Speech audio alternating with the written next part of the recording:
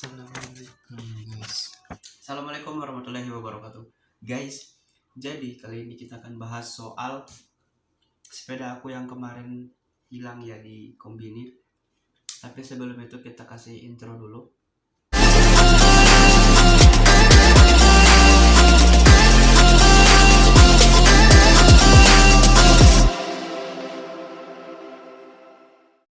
Nah, jadi di hari Jumat itu sepeda aku kemarin sempat hilang. Jam 8 aku ke Kombini ya, di 7-Eleven. Memang firasat aku itu buruk ya sebelum aku pergi di Kombini itu. Pergi enggak, tahu-taunya teman aku si Vicky, dia juga pengen pergi di Kombini, kan keluar juga. Akhirnya aku juga bilang, ya udah aku juga mau pergi nih, tapi mikir-mikir dulu apa yang kita mau beli di sana kan. Nah, terpaksa pas jam 8 kita keluar ke Kombini buat beli jajan. Nah, sering berjalannya waktu sekitaran 10 menit lah, nggak sampai 10 menit kita keluar dari situ, dari Kombini. Aku beli onigiri, roti, sama apa ya kemarin tuh, itu doang kayaknya iya. Nah, terus aku keluar, kaget, loh kok sepeda aku ban depannya lebih gede ya. Perasaan sepeda aku agak kecilan, karena sepedanya si Vicky itu agak gede ya dari punya aku. Nah, terus pas aku mau ambil sepeda ini, aku makan dulu onigiri. Sebelum itu aku makan onigiri dulu, udah. Terus aku bilang, Pik, ayo balik Pik. Balik, terus Pik tanya, loh, kamu mau sepedamu mana? Terus aku bilang, lah ini kan sepeda aku. Terus sepeda itu ternyata bukan sepeda aku, sepedanya si Vicky. Nah, di sepeda itu aku coba kuncinya, oh iya ini bukan sepeda aku. Terus sepeda aku kemana? Sepeda aku hilang. Kirain sepeda aku hilang ini aku dikerjain sama si Vicky, dijailin begitulah, di prank lah istilahnya. Aku nyari keliling 7-Eleven itu, di belakang, di samping kiri, di samping kanan, di mana-mana aku cari, nggak ada juga. Ya udah, terus itu waktu itu hujan lebat ya, hujan lebat. Nah, terus aku nunggu sampai jam 8 lebih lah, jam 8 lewat, mau jam 9. Terus 15 menit mau jam 9, kita masih mikir-mikir kok bisa hilang ya, kenapa ini begini. Terus aku ditanyain sama si Vicky, sepeda kamu dikunci nggak? Aku nggak kunci sepeda aku. Nah, itu kesalahan kamu sendiri, kamu nggak kunci sepeda kamu. Tapi kan nggak seperti biasanya, aku selalu begitu, nggak dikunci tapi nggak ada yang ngambil. Tapi ini kok bisa diambil ya? Ya salahin kamu lah, kan kamu nggak kunci sepeda kamu. Akhirnya kita berdua memutuskan untuk pulang. Aku suruh Vicky duluan ke apartemen karena udah hujan. Nah, aku lewat sebelah buat nyari di rumah-rumah warga yang ada di sekitar sini. Aku nyari, nggak ada juga. Ya udah, terpaksa deh aku mikir. Tapi sebelum kita balik di 7-Eleven, di Kombini itu, di depan Kombini ada sepeda tua yang ditaruh di samping, di depannya Kombini itu ya, di nyender di kaca ya kan, di kaca kan, kaca depan kan, di kaca depan itu kan apa? Sepeda tua itu. Iya. Nah, sepeda tua itu ternyata aku sudah berprasangka buruk, kayaknya ini orang asing ini yang ngambil ini, orang di luar Jepang ya yang ambil sepeda aku. Terus aku mikir, wah kayaknya orang ini mabuk apa gimana ya, soalnya di keranjang depan itu ada kaleng bir, nggak tahu itu kaleng bir atau apa. Setahu aku itu kaleng soda yang rasa lemon, ya kan? Nah, rasa lemon, Asahi gitu, Asahi bir deh. Terus lanjut, aku mikir kayaknya orang ini mabuk atau salah pakai sepeda karena hujan buru-buru. Dia salah pakai sepeda. Tahu-tahunya sepeda aku udah nggak ada. Diambil sama Obacang. Nah, terus kita udah balik ke apartemen. Udah jam, sampai di apartemen sekitaran jam 8-10 menit, 5 menit tinggal 5 menit lagi jam 9. Nah, kita makan dulu. Akhirnya aku bukan berarti takut kehilangan ya, santai aja. Pasti ya bukan berarti bisa dibeli lagi ya, tapi takutnya kita bakal kena ocehan, karena kita bakal kena dimarahin gitu. Nah, karena aku udah mulai nggak enak, perasaan aku udah nggak enak, ya udah aku balik lagi jam 9 pas aku balik ke Kombini walaupun hujan. Basah, balik lagi nggak ada. Terus aku nanya sama kasir tersebut, pakai bahasa Jepang ya, jelas pakai bahasa Jepang. Terus aku nanya, maaf ya, di sini ada CCTV ya? Ya emang ada CCTV banyak ya. Aku buat mancing suasana aja. Dia bilang iya ada, tapi di parkiran mobil, motor sama sepeda ada nggak CCTV? Ada, tapi kalau di bagian sudut kanan itu tempat sepeda itu nggak terlalu kena katanya. Oh iya, soalnya sepeda aku udah nggak ada, aku bilang. Nah, terus dia bilang, oh kita nggak tanggung jawab, kita nggak tahu apa-apa kalau soal itu, barang kamu hilang di situ. Dan akhirnya si kasir ini bilang ke aku, gini aja kak, kalau ada apa-apa sepedanya nanti kita bakal cek dulu, besok nanti kita kasih tahu sama kakaknya begitu. Tahu-taunya dia bilang nanti kalau emang udah nggak ada, kita ke polisi, kita bakal lapor langsung ke suatu polisi. Nah, aku tidur hanya sejam, jam 9, jam 1 aku balik lagi. Ya aku tidurnya hanya sejam ya. Jam 9 ngecek lagi, 10 nggak ngecek, 11 nggak ngecek, 12 itu udah mulai start aku mau ngecek. Ya udah, si Vicky ini udah tidur. Udah gitu aku pinjam kunci sepedanya buat ngecek sepeda aku. Jam 1 lebih lah, jam 1 kurang. Jam 1 lewat, mungkin lewat 5 menit. Aku turun ke Kombini, aku lihat masih nggak ada juga. Tapi sepeda tua itu masih ada. Mungkin orang itu salah pakai sepeda ya, karena sepeda itu masih ada, masih tetap di situ. Aku lanjut lagi balik ke apartemen.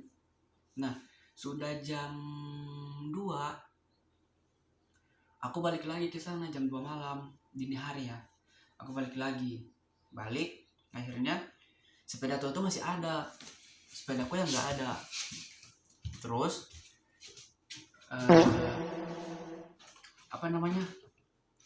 balik lagi. Nah, jam 3 aku ke setelah itu aku balik lagi ke apartemen, dan jam 3 aku balik lagi ke Kombini ngecek lagi sepeda aku. Akhirnya masih tetap sama, sepeda tua itu masih ada dan sepeda aku masih belum ada. Ya udah, aku putuskan ikhlas, hilang aja, nggak apa-apa. Aku yang gak bakal kena marah nanti nih. Terus aku berpikir, aku ambil aja sepeda ini lah, sepeda tua ini buat ganti sepeda aku. Tapi takutnya jadi perselisihan antara pemilik sepeda dan aku. Nanti kalau orang ini bilang, kamu loh, bapak yang ada sepeda aku kan itu bapak pakai, tapi kan aku mau kasih balik sepeda kamu, kenapa kamu ambil aku? Nah, bapak ambil sepeda aku kan nggak mungkin jadi milik bapak sendiri, nggak mungkin ya. Akhirnya aku berpikir begitu aja ya, seperti itu, belum terjadi. Nah, paginya aku mau berangkat kerja, aku bilang ke bos aku langsung kaget, "Loh, mana sepedanya, kamu kunci nggak?" Ya aku bilang kunci, aku kunci. Kayaknya harus kita laporkan ke polisi nih.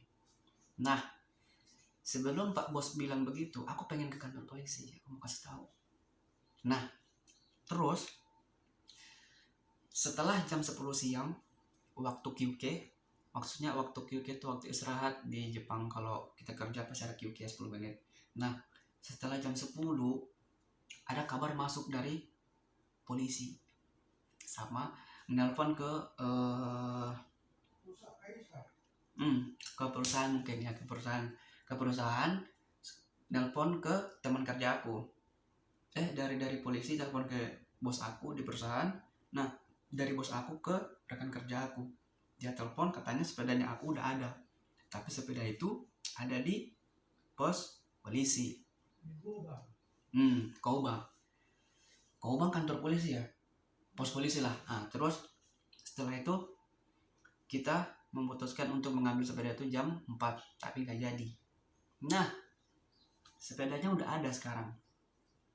Ternyata sepeda itu nggak diambil atau nggak dicuri ya. Ternyata sepeda itu hanya dipinjam sementara tanpa mengasih tahu atau tanpa izin ke aku. Karena yang pakai sepeda ini adalah orang tua, kakek-kakek, bayangin nih ya namanya kakek-kakek kan udah kembali ke kanak-kanak pikiran mereka ya. Lanjut, kakek-kakek ini bilang ke Pak Polisi sama bos, "Maaf ya, aku kemarin katanya salah pakai sepeda, terus tambah lagi hujan. Nah, aku lihat sepeda ini ada kuncinya tapi nggak kekunci, sama sepeda saya juga ada di depan kombini nggak kekunci. Ya udah, aku bawa aja sepeda ini. Pas sampai di rumah, kaget, bukan sepedanya. Loh, sepedaku kemana?" Nah, dia ingat sepedanya masih ada di kombini. Diambil dah sepeda itu. Terus sepeda aku diserahkan di pos polisi. Akhirnya saya pulang kerja jam 5, saya langsung ke kantor polisi, ke pos polisi dengan Pak Bos aku untuk ngejemput sepeda itu. Nah, terus aku dikasih tahu sama Pak Polisi, "Lain kali sepeda kamu kalau bisa harus hati-hati lagi." Gitu. Terus saya bilang, iya makasih Pak, ya makasih. Terus bapak itu sangat berterima kasih kepada saya, bapak-bapak tua itu, karena kalau nggak dengan sepeda hanya aku, mungkin bapak itu udah udah telat balik ke rumah, dan sepedanya itu udah nggak ada lampu, dan ban depan sama ban belakangnya tuh kurang anginnya kurang, jadi agak kempes sedikit, makanya sepeda aku dipakai. Nah, mungkin ini salah satu alasan biar si bapak ini cepat nyampe di rumahnya gitu. Terus setelah itu saya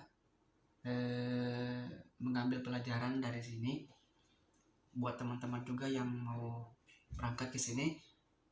Tenang aja ya, semua aman kok. Oke. Contohnya dengan sepeda aku yang hilang, kirain dimaling, kirain diambil, kirain dicuri, ternyata enggak. Apapun, ternyata hal ini terjadi juga sama teman aku si Jidan juga kayak gini, Pik. Iya, sepedanya juga dipakai. Terus Jidan telepon ke polisi, katanya kalau enggak ke pos polisi kasih tahu aja sepeda kita hilang di sini. Terus datang lagi sepedanya, kembali lagi. Si Jidan juga pernah. Nah, terus teman aku juga pernah dapat kayak gini, pernah jadi hal yang sama ya, tapi sepedanya kembali lagi. Buat teman-teman yang mau berangkat sini, salah satu pelajaran ya, yang mungkin yang baru mau berangkat lah, salah satu pelajaran, hati-hati ya. Tapi tenang, semua itu aman kok kalau di Jepang itu. Ya, di Jepang itu semuanya aman ya. Oke. Oh iya, aku juga mau berterima kasih kepada rekan kerja aku sudah mengasihi. Pik, mana kamu udah masuk di kamar nih? Aku dikasih ini nih sama rekan kerja, kasih presento, artinya dikasih hadiah. Kamu tahu nggak, aku udah 3 kali dikasih hadiah, Pik. Aku dikasih ini power bank 10.000 mAh. Ada nggak, kelihatan nggak? Nggak kelihatan, nggak normal berarti mata anda nih. 10.000 mAh. Oke. Oke. Terus sama ini nih, sama ini kayak coklat usukawa kokuto manji. Nah, ada 2 ya, satu punya aku dan satu punya si Vicky. Pik, ini Pik, kamu nggak mau unboxing sekarang? Ini ya, ini enak. Kemarin aku udah coba satu di pas lagi kerja, dikasih ini. Enak. Dia selainnya sama seperti dorayaki ya. Nih. Sama seperti itu. Oke, enak banget, bener. Terima kasih ya buat teman perusahaan aku. Aku udah 3 kali aku dikasih sendal yang buat keluar, sama power bank, sama ini juga. Oke, terima kasih, sampai sini aja pembahasan sepeda ya. Jadi kalau soal barang hilang di Jepang itu aman aja, oke? Tenang, semuanya bakal aman, terkendali. So, sampai ketemu di vlog berikutnya. Terima kasih. Thanks for watching. Mite kurete arigatou gozaimasu. Oh, by the way, aku mau jalan-jalan juga sama Sensei Suzuka ya. Nggak lupa juga itu. Sama Sensei Suzuka, sama Sensei Yumi. Tapi Sensei Yumi nggak sempat datang hari ini. Ya, nanti kapan-kapan bareng Sensei Yumi juga. Oke, bye-bye. Assalamualaikum. Nggak tahu. Dia bilang dia lagi jalan-jalan.